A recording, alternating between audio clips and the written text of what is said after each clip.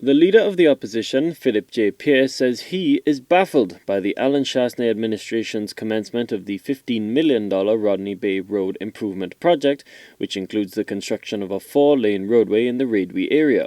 Pierre points out that the previous Dr. Kenny Anthony-led St. Lucia Labour Party administration had secured financing for the expansion of the entire thoroughfare from Shock to Groseley. However, the United Workers' Party, after deliberations upon entering office in 2016, decided to scrap the plans.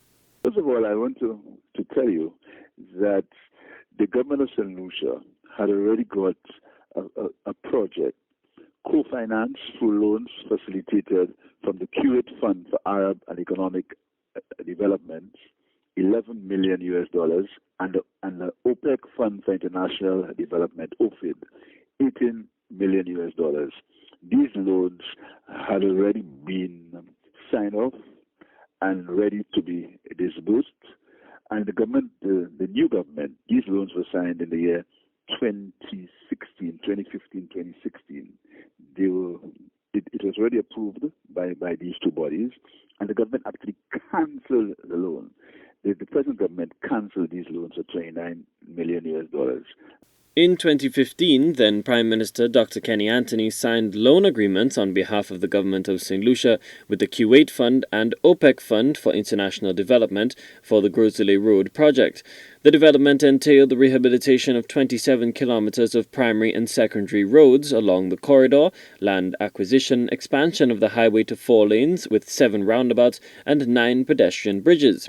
Pierre claims the former SLP government rebuilt the Bois and Bonterre bridges with wider lanes to accommodate the highway expansion. He says the Q8 Fund had insisted on oversight and transparency through an open bidding process.